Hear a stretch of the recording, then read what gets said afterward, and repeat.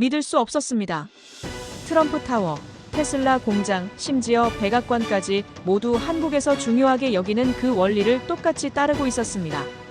미국의 MIT 교수가 한국에서 우연히 발견한 이 충격적인 사실은 전 세계 학계를 발칵 뒤집어 놓았습니다. 그러나 한국의 학자들은 벌써 파악하고 있었습니다. 그들의 조상들이 수천 년 전에 만든 원리를 그대로 따르고 있었습니다. 세계 최고 부자들과 권력자들이 쉬쉬하며 자신들끼리만 공유한 그 원리는 바로 한국 풍수지리의 위대한 힘이었던 것입니다. 지금부터 그 비밀을 깨달은 세계적인 학자의 이야기를 함께합니다. 잠깐만요. 1초면 누를 수 있는 구독과 좋아요 부탁드립니다. 사연을 전하는 저에게 큰 힘이 됩니다. 저는 클레어 윌리엄스입니다. MIT에서 도시환경학을 가르치고 있죠. 2018년 가을 서울대학 교와의 연구 교환 프로그램으로 한국에 왔을 때 이를 말씀드리려 합니다. 그때만 해도 저는 풍수라는 것을 전혀 믿지 않았어요. 과학자로서 말이 안 된다고 생각했거든요. 인천공항에서 내려 처음 서울 시내로 들어가는 길이었습니다. 택시 창문 너머로 보이는 풍경이 제게는 무척 이상했어요.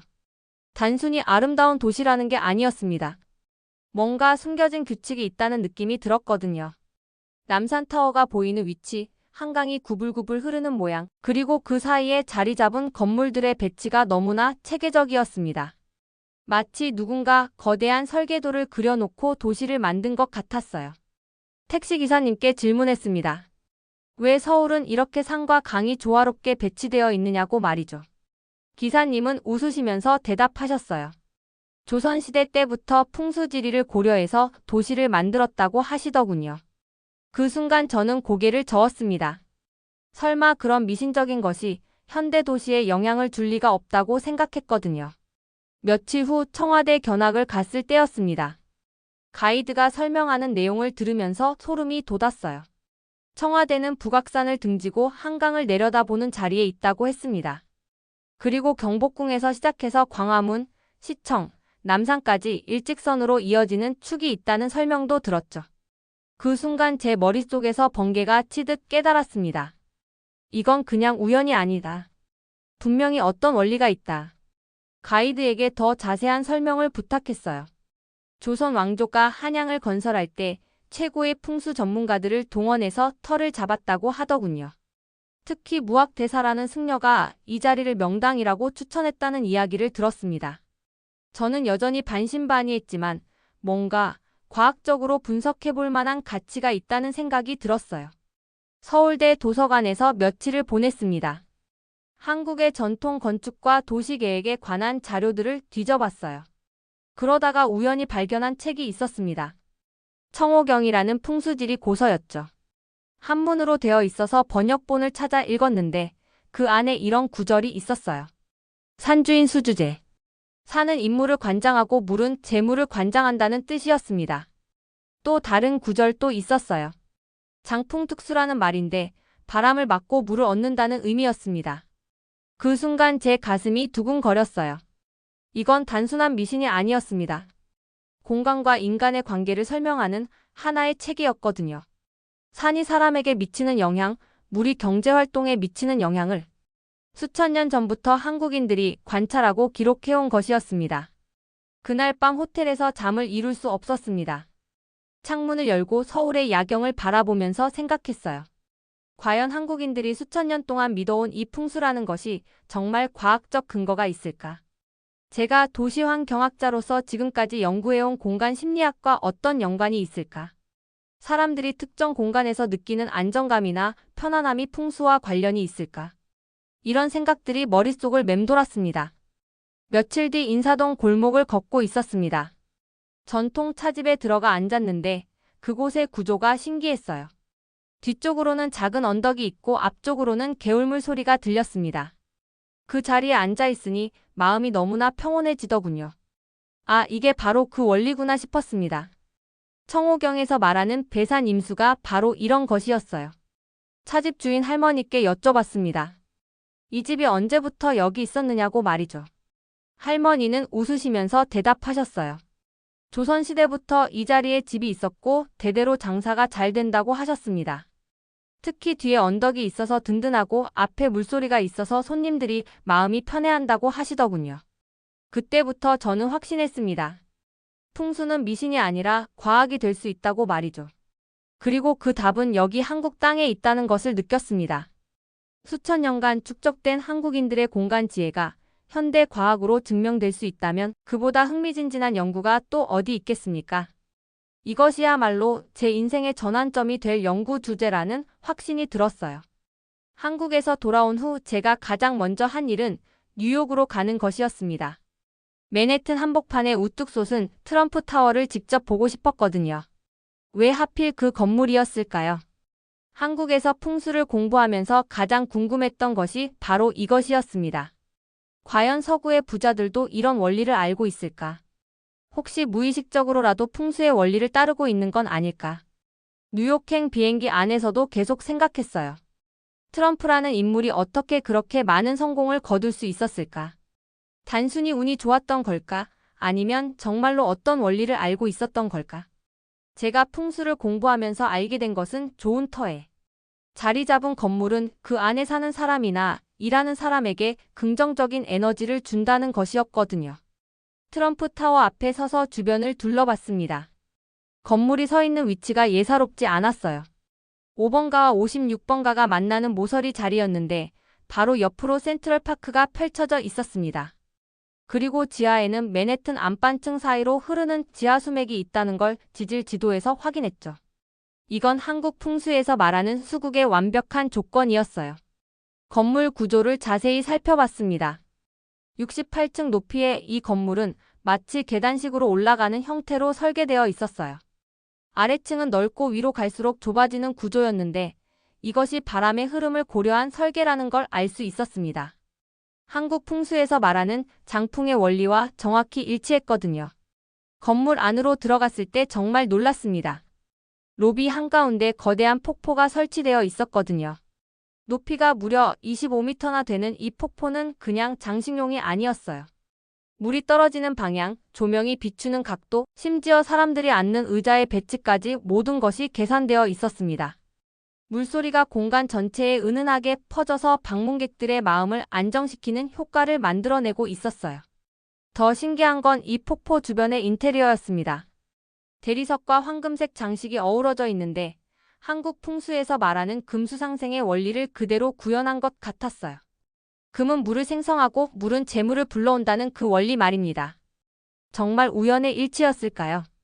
제가 가지고 간 나침반으로 건물의 방향을 재어봤어요. 동남향에 가까운 방향이었습니다. 한국에서 본 청호경에 따르면 이는 생기를 잘 받는 방향 중 하나라고 했습니다. 아침 햇살과 따뜻한 남풍을 함께 받을 수 있는 좋은 방향이었거든요. 우연의 일치일까요? 아니면 누군가 의도적으로 설계한 걸까요? 그날 저녁 호텔에서 트럼프에 대한 자료들을 찾아봤습니다. 그의 아버지 프레드 트럼프가 부동산 개발을 할 때 항상 터의 조건을 꼼꼼히 따졌다는 기록을 발견했어요. 특히 물의 흐름과 건물의 방향에 대해 남다른 관심을 보였다고 했습니다. 심지어 건물을 짓기 전에 그 땅에서 일정 기간 지내보면서 기운을 느껴본다는 이야기도 있었어요. 더 놀라운 건 트럼프 가문이 뿌리였습니다. 그의 증조 할아버지가 독일 출신인데 독일에도 토지의 기운을 보는 전통이 있다는 걸 알게 되었어요. 게르만족들이 집을 지을 때 물의 흐름과 산의 위치를 중시했다는 기록이 있었거든요. 혹시 이런 전통이 대를 이어 내려오면서 트럼프의 부동산 사업에 영향을 준 건 아닐까 하는 생각이 들었습니다. 다음 날 아침 다시 트럼프 타워에 갔습니다. 이번에는 건물 주변을 한 바퀴 돌면서 자세히 관찰했어요. 놀라운 사실을 발견했습니다. 건물이 서 있는 땅의 형태가 한국 풍수에서 말하는 수국 형태와 정확히 일치했거든요. 앞으로는 센트럴파크의 연못이 있고 뒤로는 높은 건물들이 병풍처럼 둘러싸고 있었습니다. 좌우로는 다른 건물들이 청룡과 백호 역할을 하고 있었어요. 그 순간 소름이 돋았습니다. 이건 우연이 아니었어요. 분명히 누군가 한국의 풍수 원리를 알고 있었습니다. 아니면 동서양을 막론하고 사람들이 본능적으로 좋은 땅을 알아보는 감각이 있는 걸까요? 어쨌든 확실한 건 트럼프 타워가 한국 풍수의 완벽한 교과서 같은 사례라는 것이었습니다. 트럼프 타워에서 확신을 얻은 저는 다음 목적지로 캘리포니아로 향했습니다. 실리콘밸리에 있는 테슬라 본사와 공장들을 직접 보고 싶었거든요. 일론 머스크라는 인물이 어떤 원리로 그 자리들을 선택했는지 궁금했습니다. 혹시 그도 무의식적으로 풍수의 원리를 따르고 있는 건 아닐까 하는 생각이 들었어요. 샌프란시스코 공항에서 렌터카를 빌려 프리몬트에 있는 테슬라 공장으로 향했어요. 고속도로를 달리면서 주변 지형을 유심히 살펴봤습니다. 정말 신기했어요. 실리콘밸리 전체가 산으로 둘러싸인 분지 형태였거든요. 동쪽으로는 디아블로 산맥이, 서쪽으로는 산타크루즈 산맥이 마치 양팔로 감싸듯 뻗어 있었습니다. 그리고 그 가운데로 여러 개의 작은 강들이 구불구불 흐르고 있었어요. 지도를 펼쳐놓고 자세히 보니 더욱 놀라웠습니다. 실리콘밸리의 주요 기업들이 모두 이물줄기를 따라 배치되어 있었거든요. 구글, 애플, 페이스북, 그리고 테슬라까지 모두 작은 강들 근처에 자리 잡고 있었습니다. 이건 분명 우연이 아니었어요. 테슬라 공장에 도착했을 때 숨이 멎을 뻔했습니다. 공장이 서 있는 위치가 한국 풍수에서 말하는 공룡형과 정확히 일치했거든요. 뒤쪽으로는 완만한 산맥이 용처럼 구불구불 이어져 있고 앞쪽으로는 샌프란시스코만을 향해 흘러가는 작은 개울이 있었어요. 한국 풍수에서 말하는 용이 물을 마시는 형국이었습니다. 공장 주변을 걸어보니 더욱 놀라웠습니다. 머스크가 이곳에 나무들을 심은 패턴도 예사롭지 않았어요. 바람이 강하게 부는 서쪽에는 큰 나무들을 빽빽하게 심어 바람막이를 만들었고 동쪽과 남쪽은 트여있게 해서 햇빛과 생기가 잘 들어오도록 했습니다. 이는 한국 풍수의 장풍 특수 원리를 완벽하게 구현한 것이었어요. 더 자세히 살펴보니 공장 건물의 배치도 신중하게 계획된 것 같았습니다.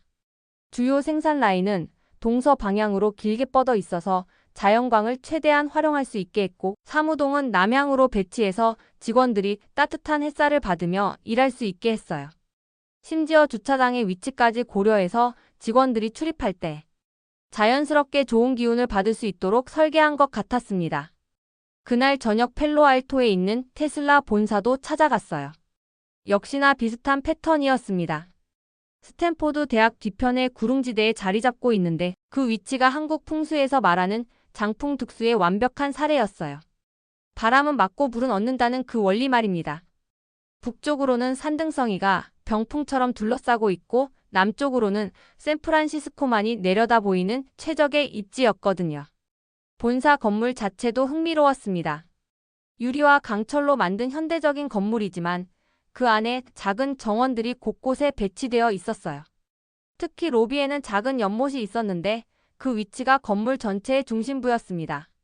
한국 풍수에서 말하는 혈처, 즉 생기가 모이는 지점에 물을 배치한 것이었죠. 더 흥미로운 건 머스크의 다른 사업장들도 모두 비슷한 패턴을 보인다는 것이었습니다. 스페이스X 본사도 네바다에 있는 기가팩토리도 모두 산과 물이 조화를 이루는 자리에 있었거든요. 이건 분명 우연이 아니었습니다. 머스크라는 인물이 의식적이든 무의식적이든 이런 원리를 알고 있었던 것 같았어요. 그날 밤 호텔에서 머스크에 대한 자료들을 뒤져봤어요. 그의 어머니 메이 머스크가 남아프리카 출신인데 어릴 때부터 아프리카 전통 문화에 관심이 많았다는 기록을 발견했습니다. 혹시 아프리카에도 비슷한 땅 보는 전통이 있을까 싶어서 더 찾아봤죠. 놀랍게도 아프리카 여러 부족들에게도 땅의 기운을 보는 전통이 있었습니다.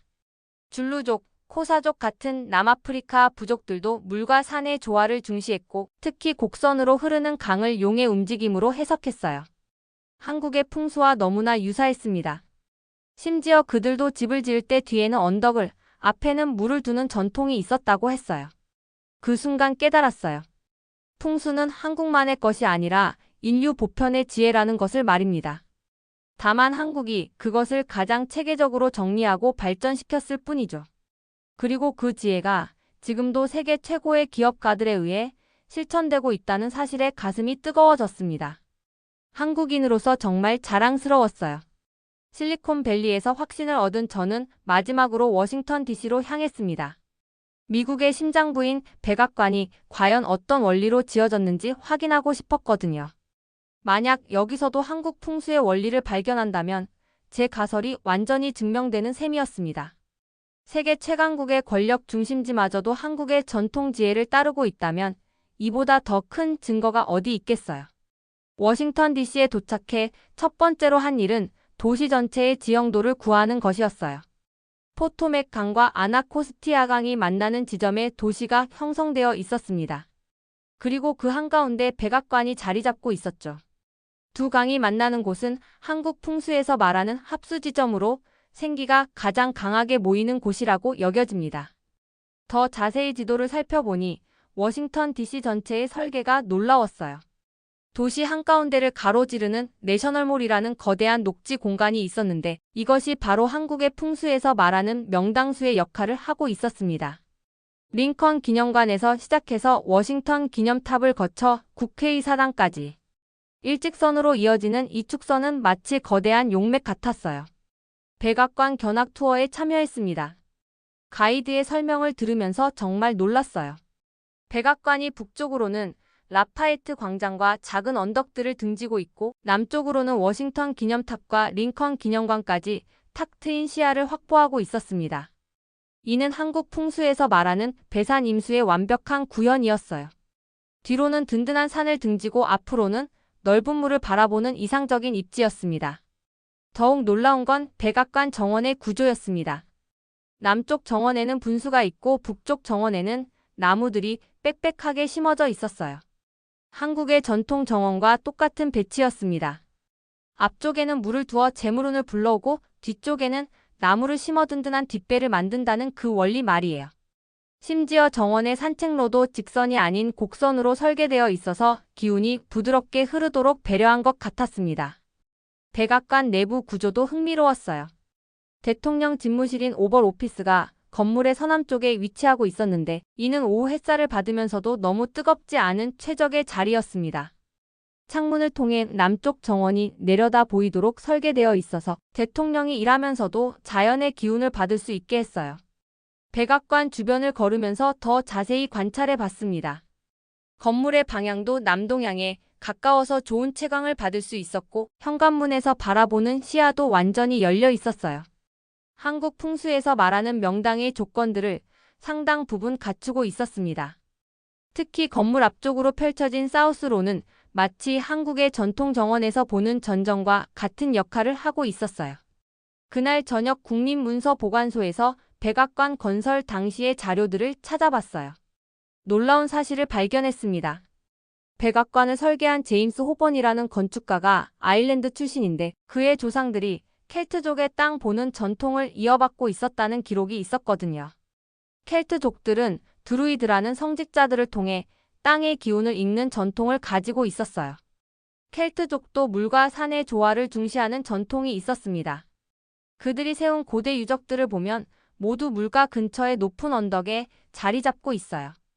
스톤헨지나 뉴그레인지 같은 거석 유적들도 모두 강 근처의 구릉지에 위치하고 있었습니다.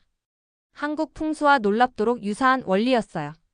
더 깊이 파고들어 보니 백악관뿐만 아니라 워싱턴 DC 전체가 풍수적 관점에서 설계되었다는 걸 알 수 있었어요. 국회의사당은 도시에서 가장 높은 캐피톨 힐에 자리 잡고 있고 대법원과 대통령궁은 모두 물을 끼고 앉아 있었습니다. 심지어 펜타곤도 포토맥 강 건너편의 언덕에 자리 잡고 있어서 물을 바라보는 구조로 되어 있었어요. 워싱턴 DC의 설계를 담당한 피에르 랑팡이라는 프랑스 건축가에 대해서도 조사해 봤습니다. 그가 베르사유 궁전의 정원 설계에 참여했던 경험이 있다는 걸 알게 되었어요.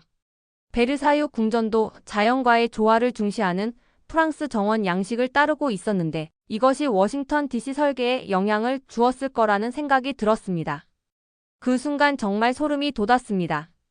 미국의 건국 아버지들도 무의식적으로 한국인들이 수천 년간 축적해온 그 지혜를 실천하고 있었던 거예요. 아니, 어쩌면 그들도 어딘가에서 그 원리를 배웠을지도 모릅니다. 동서양을 막론하고 인간이 살기 좋은 공간의 조건은 같다는 것을 깨달았어요. 워싱턴에서의 마지막 밤, 호텔 창문으로 백악관 쪽을 바라보면서 생각했어요. 한국 풍수의 위대함을 새삼 깨달았습니다. 이것은 단순한 미신이 아니라 인간이 공간과 조화롭게 살아가는 방법을 담은 고도의 과학이었어요. 그리고 그 과학이 지금도 세계 곳곳에서 살아 숨쉬고 있다는 사실에 한국인으로서 무한한 자부심을 느꼈습니다. 우리 조상들이 남긴 이 위대한 유산을 현대 과학으로 증명해보고 싶다는 열정이 더욱 강해졌어요. 미국에서의 연구를 마치고 한국으로 돌아온 저는 새로운 목표를 가지고 있었습니다. 풍수를 현대 과학으로 증명하는 것이었죠. 하지만 그보다 먼저 해결하고 싶은 개인적인 미스터리가 있었어요. 제가 처음 서울에 왔을 때 인사동 차집에서 느꼈던 그 강한 기운의 정체를 알고 싶었거든요. 서울에 도착한 첫날 다시 그 차집을 찾아갔습니다. 하지만 그곳은 이미 철거되어 있었어요. 대신 현대적인 카페가 들어서 있었습니다. 새로 생긴 카페에 앉아 있어도 예전 같은 평온함이 느껴지지 않았어요. 뭔가 중요한 것이 사라진 것 같았습니다.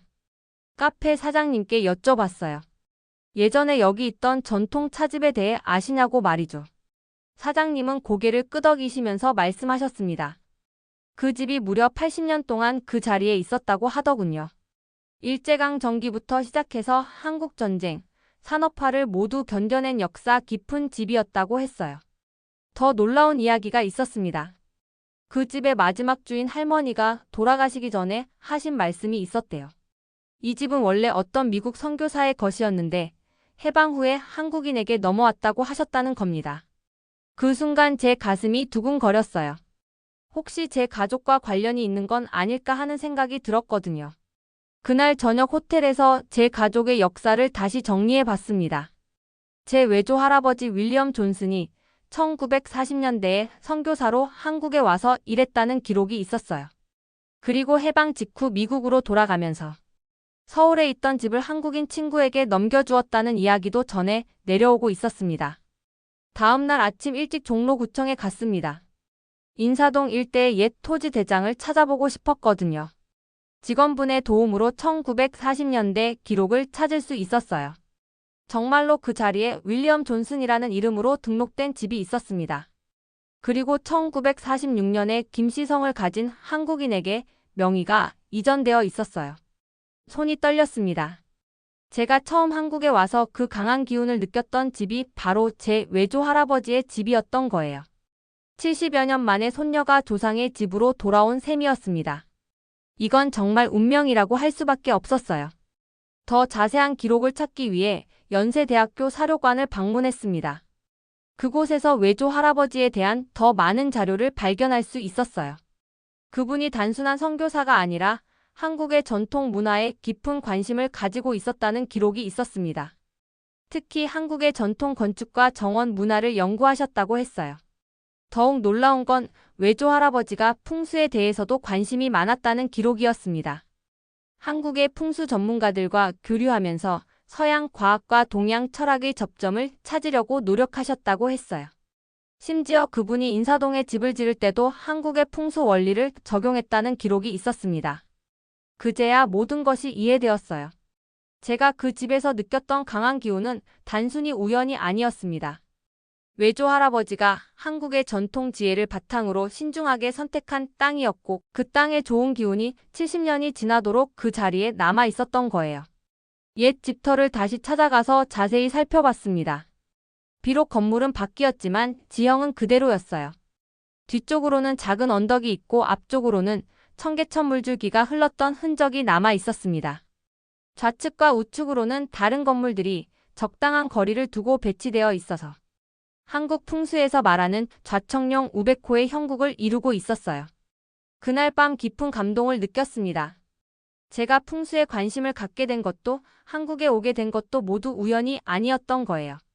외조 할아버지의 DNA가 저를 이곳으로 이끌었고 그분이 남긴 정신적 유산을 제가 이어받아 현대 과학으로 발전시키는 것이 제 사명인 것 같았습니다. 이제 정말로 한국 풍수를 과학적으로 증명하고 싶다는 열망이 불타올랐어요. 외조 할아버지의 집터를 발견한 후 저는 본격적으로 한국의 풍수 전문가들과 접촉하기 시작했습니다. 제가 미국에서 연구한 내용을 바탕으로 풍수를 현대 과학으로 증명하고 싶었거든요. 하지만 한국 풍수계의 반응은 생각보다 차갑했어요. 먼저 한국풍수지리학회를 찾아갔습니다. 학회 사무실은 강남구 한 빌딩에 있었는데 들어서는 순간부터 어색한 분위기였어요. 접수처에서 제 신분을 밝히니 한참을 기다리라고 하더군요. 외국인이 풍수를 연구한다는 것 자체가 이상하게 여겨지는 것 같았습니다. 학 회장을 만났을 때의 첫인상은 그리 좋지 않았어요. 70대 후반으로 보이는 그분은 제가 가져온 자료들을 대충 훑어보시더니 고개를 저으셨습니다. 풍수는 동양인, 특히 한국인만이 이해할 수 있는 고유한 철학이라고 하시더군요. 서양 과학으로는 절대 설명할 수 없다는 것이 그분의 지론이었어요. 더 당황스러웠던 건 제가 준비한 발표 자료에 대한 반응이었습니다. 트럼프 타워와 테슬라 공장의 풍수 분석 자료를 보여드렸는데 그것들은 진짜 풍수가 아니라고 단정하시더군요. 외국 건물들이 우연히 풍수와 비슷한 형태를 갖추었을 뿐이라는 것이었습니다. 학회의 다른 원로들도 비슷한 반응이었어요. 한 분은 아예 대놓고 말씀하시더군요.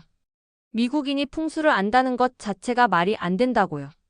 풍수는 한국의 산청과 문화 속에서만 제대로 작동하는 것이라고 하셨습니다. 그 순간 정말 절망스러웠어요. 하지만 포기할 수는 없었습니다. 제가 외조 할아버지의 집터를 찾은 이야기를 들려드렸어요. 그리고 그분이 이미 80년 전에 한국의 풍수를 연구하셨다는 기록도 보여드렸습니다. 그제야 학 회장의 표정이 조금 누그러지셨어요. 며칠 후 학회에서 작은 세미나를 열어주셨습니다. 제가 그동안 연구한 내용을 발표할 기회를 주신 거였어요.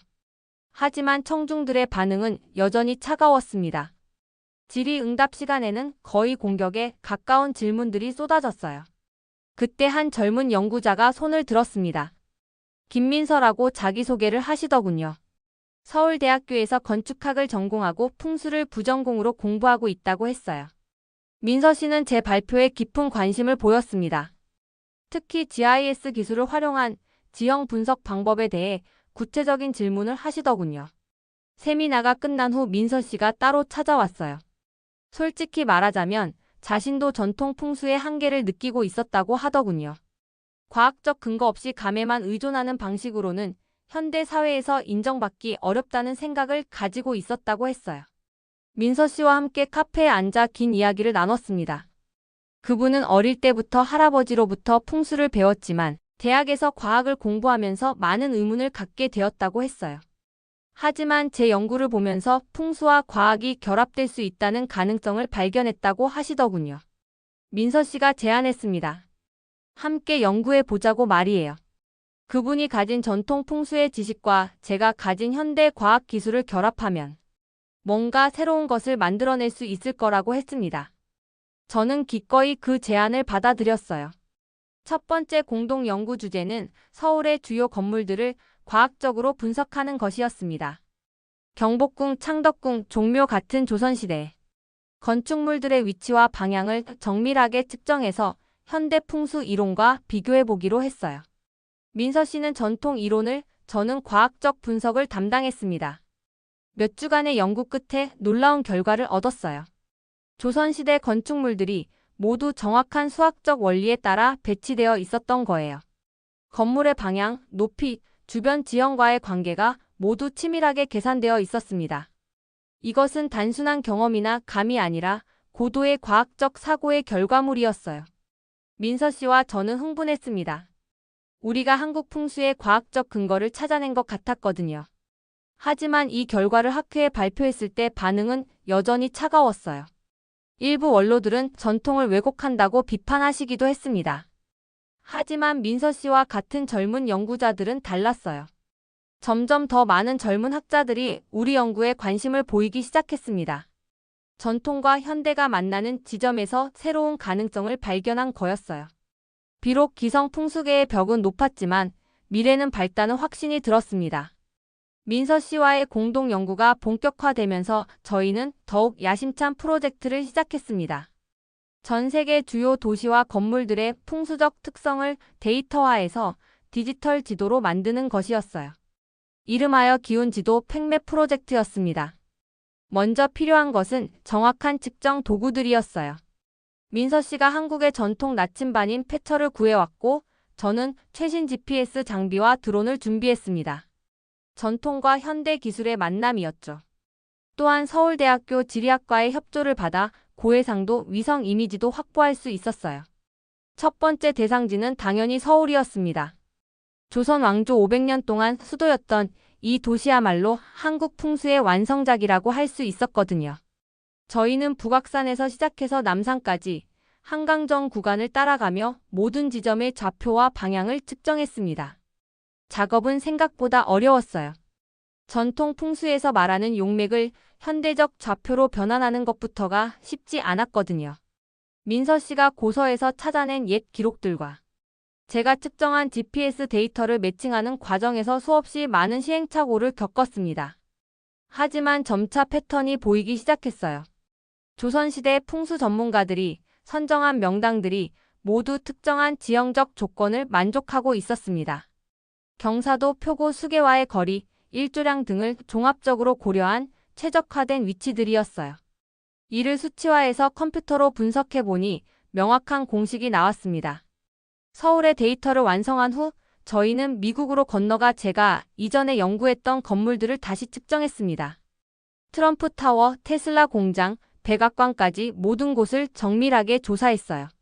민서 씨는 처음 미국에 가보는 것이었는데 실제로 그 건물들을 보고는 정말 놀라워했습니다. 트럼프 타워에서의 측정 결과는 충격적이었어요. 건물의 좌양, 주변 지형과의 관계, 심지어 내부 인테리어까지 모든 것이 한국 풍수의 이상적 조건과 일치했습니다. 민서 씨가 패철로 측정한 방향과 제 GPS 데이터가 완벽하게 맞아떨어졌어요. 테슬라 공장에서도 마찬가지였습니다. 머스크가 선택한 그 위치는 한국 풍수에서 말하는 공룡승기의 완벽한 사례였어요. 산맥이 구불구불 이어지다가 평지에서 기운을 모으는 형국이었습니다. 민서 씨는 이런 지형을 보고 감탄을 금치 못했어요. 백악관에서의 조사는 더욱 흥미로웠습니다. 미국 정부의 허가를 받아 정식으로 측정할 수 있었거든요. 대통령 집무실의 정확한 방향, 정원의 배치, 주변 건물들과의 관계를 모두 데이터로 기록했습니다. 그 결과 백악관이 한국의 궁궐 건축과 놀랍도록 유사한 원리로 설계되었다는 것을 확인할 수 있었어요. 3개월간의 현장 조사를 마치고 한국으로 돌아온 저희는 본격적인 데이터 분석 작업에 들어갔습니다. 수집한 모든 정보를 종합해서 하나의 통합된 지도로 만드는 것이 목표였어요. 각 지점의 풍수적 특성을 색상으로 표현해서 한눈에 볼 수 있도록 하는 것이었습니다. 민서 씨가 제안한 아이디어가 정말 좋았어요. 생기의 강도를 빨간색에서 파란색까지의 스펙트럼으로 표현하자는 것이었습니다. 빨간색은 가장 강한 생기를, 파란색은 가장 약한 생기를 나타내는 방식이었어요. 그리고 물의 흐름은 파란 선으로, 산맥은 갈색 선으로 표시했습니다. 완성된 기온 지도는 정말 아름다웠어요. 서울의 경우 북악산에서 남산까지 이어지는 주축이 선명한 빨간색으로 표시되었고 한강을 따라 흐르는 수기도 뚜렷하게 보였습니다. 뉴욕 맨해튼은 센트럴파크를 중심으로 동심원 형태의 패턴을 보였고 실리콘밸리는 산맥을 따라 띠 모양의 생기 집중 구역이 나타났어요. 이 지도를 처음 본 사람들의 반응은 폭발적이었습니다. 서울대학교에서 열린 발표회에는 건축학과, 지리학과, 심지어 컴퓨터공학과 교수들까지 참석했어요. 모두들 이런 시각화를 본 적이 없다며 놀라워했습니다. 더욱 놀라운 건 이 지도의 예측력이었어요. 저희가 높은 생기지수로 표시한 지역들이 실제로 부동산 가격이 높고 경제활동이 활발한 곳들과 거의 일치했거든요. 이는 풍수가 단순한 미신이 아니라 실제로 사람들의 삶에 영향을 미치는 과학적 현상임을 보여주는 강력한 증거였어요. 해외에서도 관심이 뜨거웠습니다. MIT의 제 동료들이 이 연구 결과를 보고 깜짝 놀라며 국제학술지에 게재하자고 제안했어요. 드디어 한국의 전통지혜가 현대 과학의 언어로 세계에 알려질 기회가 온 것이었습니다. 기운지도 프로젝트의 성공 이후 저와 민서 씨에게는 예상치 못한 기회들이 쏟아져 들어왔습니다. 세계 각국의 대학과 연구기관에서 공동연구 제안이 왔고 여러 기업에서도 자문을 요청해 왔어요. 하지만 저희가 가장 원했던 것은 한국의 풍수연구의 국제적 거점을 만드는 것이었습니다. 그 꿈이 현실이 된 계기는 뜻밖의 곳에서 왔어요. 제가 외조 할아버지의 집터라고 확인했던 그 인사동 자리의 건물주가 저희를 찾아온 것이었습니다. 기운지도 프로젝트 소식을 듣고 그 땅을 연구소로 사용하라고 제안해 주신 거였어요. 건물주 김 회장님의 이야기는 정말 감동적이었습니다. 그분의 할아버지가 바로 외조 할아버지로부터 그 집을 넘겨받은 장본인이셨다고 했어요. 그리고 그때 외조 할아버지가 하신 말씀을 가문의 유훈으로 전해 내려오고 있다고 하시더군요. 언젠가 이 땅의 진정한 주인이 돌아올 것이고 그때 이 땅을 한국과 세계를 잇는 다리로 사용하라는 말씀이었어요. 김 회장님은 눈물을 글썽이시며 말씀하셨습니다. 70년 만에 외조 할아버지의 후손이 돌아와서 정말로 한국과 세계를 잇는 일을 하고 있다니 이보다 더 큰 인연이 어디 있겠냐고 하시더군요. 그 순간 저도 눈물이 났어요. 모든 것이 운명처럼 느껴졌거든요. 2021년 봄 인사동에 한국풍수국제연구센터가 문을 열었습니다. 외조 할아버지가 80년 전에 살았던 바로 그 자리에 세워진 이 연구소는 전통 한옥의 아름다움을 현대적으로 재해석한 건물이었어요. 민서 씨가 직접 설계한 이 건물은 당연히 최고의 풍수적 조건을 갖추고 있었습니다. 연구센터의 개소식에는 정말 많은 분들이 참석해 주셨어요. 한국의 풍수 전문가들은 물론이고 MIT를 비롯한 해외 대학의 교수들, 심지어 정부 관계자들까지 오셨습니다. 처음에 저를 차갑게 대했던 한국풍수지리학회 회장님도 오셔서 축사를 해주셨어요. 가장 인상적이었던 건 그분이 하신 말씀이었습니다. 처음에는 외국인이 한국의 풍수를 이해할 수 있을지 의심했지만 이제는 오히려 외국인의 시각이 필요했다는 것을 깨달았다고 하시더군요. 전통은 보존하되 발전시켜야 하는 것이고 클레어 박사와 민서 씨의 연구가 바로 그런 역할을 하고 있다고 평가해 주셨어요. 연구센터에서의 첫 번째 프로젝트는 세계 주요 도시들의 기온 지도를 완성하는 것이었습니다. 이미 서울, 뉴욕, 실리콘밸리의 지도는 완성되어 있었고 이제 런던, 파리, 도쿄, 베이징 등으로 범위를 확장하는 것이었어요. 각 도시마다 독특한 패턴을 보였습니다. 런던은 템스강을 중심으로 한 선형 구조였고 파리는 센강의 곡선을 따라 소용돌이 모양의 에너지 흐름을 보였어요. 도쿄는 에도 시대부터 내려온 풍수 원리가 현대 도시계획에도 영향을 미치고 있음을 확인할 수 있었습니다. 가장 놀라운 건 베이징이었어요. 자금성을 중심으로 한 완벽한 대칭 구조는 중국 풍수의 정수를 보여주었지만 동시에 한국 풍수와의 공통점도 많이 발견할 수 있었습니다. 결국 동아시아 전체가 하나의 거대한 풍수 문화권을 형성하고 있다는 것을 확인한 셈이었어요. 1년간의 연구 끝에 우리는 전 세계 20개 주요 도시의 기온 지도를 완성했습니다. 이 지도들을 종합 분석한 결과 인류가 선택한 문명의 중심지들이 모두 비슷한 지형적 조건을 만족한다는 사실을 발견했어요. 이는 풍수가 특정 문화만의 것이 아니라 인류 보편의 공간 지혜라는 것을 증명하는 결정적 증거였습니다. 이 연구 결과는 네이처지에 게재되어 전 세계적인 주목을 받았어요. 특히 풍수를 과학적으로 입증한 최초의 연구라는 평가를 받았습니다. 한국의 전통 지혜가 현대 과학의 언어로 세계에 알려지는 순간이었어요. 하지만 더 중요한 성과는 따로 있었습니다. 민서 씨가 이 연구를 바탕으로 박사 학위를 받았고 여러 젊은 연구자들이 풍수학에 관심을 갖기 시작한 것이었어요. 전통과 현대가 만나는 새로운 학문 분야가 탄생하는 것을 지켜보는 것은 정말 뜻깊은 경험이었습니다. 연구센터는 이제 풍수학의 세계적 메카가 되어 있습니다. 매년 전 세계에서 수백 명의 연구자들이 이곳을 찾아오고 다양한 국제 학술회의가 열리고 있어요. 한국이 전통 문화를 현대적으로 발전시키는 모범 사례로 인정받고 있습니다. 개인적으로도 큰 변화가 있었어요. 저는 이제 MIT와 서울대학교를 오가며 강의하고 있습니다. 한 학기는 미국에서, 한 학기는 한국에서 보내면서 동서양의 지혜를 연결하는 역할을 하고 있어요. 이것이 바로 외조 할아버지가 꿈꾸셨던 일인 것 같습니다. 민서 씨는 이제 연구센터의 부소장이 되어 후배들을 이끌고 있어요. 그의 지도 아래 자라나는 젊은 연구자들을 보면 한국 풍수학의 미래가 정말 밝다는 확신이 듭니다. 전통을 이어받으면서도 과학적 사고를 겸비한 새로운 세대가 성장하고 있거든요. 최근에는 더욱 흥미진진한 프로젝트들이 진행되고 있습니다. 인공지능을 활용해서 최적의 풍수 입지를 자동으로 찾아주는 시스템을 개발하고 있고 가상현실 기술을 이용해서 풍수 원리를 체험할 수 있는 교육 프로그램도 만들고 있어요. 또한 기후변화와 도시화로 인해 변화하는 지구 환경에 맞는 새로운 풍수 이론도 연구하고 있습니다. 전통 풍수의 지혜를 바탕으로 하되 현대의 환경 문제에 대응할 수 있는 실용적인 해법을 제시하는 것이 목표예요. 가장 보람을 느끼는 순간은 해외에서 온 연구자들이 한국 풍수의 깊이에 감탄할 때입니다.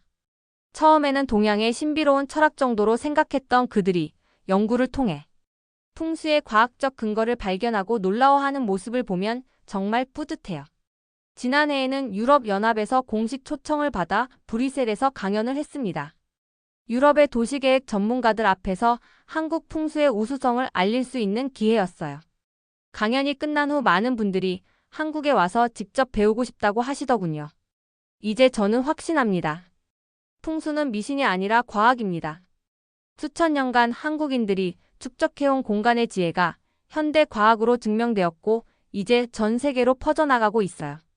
한국이 단순히 경제 강국이나 문화 강국을 넘어서 지혜의 강국으로 인정받는 날이 오고 있습니다. 매일 아침 연구센터에 출근할 때마다 가슴이 뜁니다.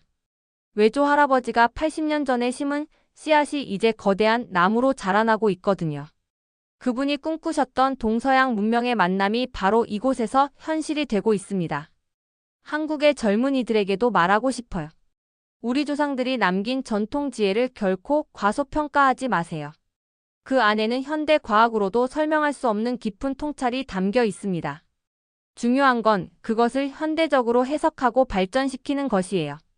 지금 이 순간에도 전 세계 곳곳에서 한국의 풍수학을 배우려는 사람들이 늘어나고 있습니다. 한국어를 배우는 외국인들도 많아지고 있어요. 우리의 전통 문화가 세계인들의 삶을 더 풍요롭게 만들고 있다는 사실이 정말 자랑스럽습니다. 앞으로도 저는 이 일을 계속해 나갈 것입니다.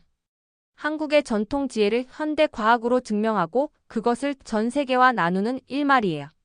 이것이 바로 제가 이 땅에 태어난 이유이고 외조 할아버지로부터 물려받은 사명이라고 생각합니다. 기운의 지도는 이제 완성되었지만 우리의 여행은 아직 끝나지 않았습니다. 한국의 산천에 흐르는 그 보이지 않는 에너지가 온 세상을 밝히는 날까지 우리의 연구는 계속될 것입니다. 이것이 바로 한국인으로서 제가 세계에 전하고 싶은 메시지입니다. 잠깐만요. 1초면 누를 수 있는 구독과 좋아요 부탁드립니다. 사연을 전하는 저에게 큰 힘이 됩니다.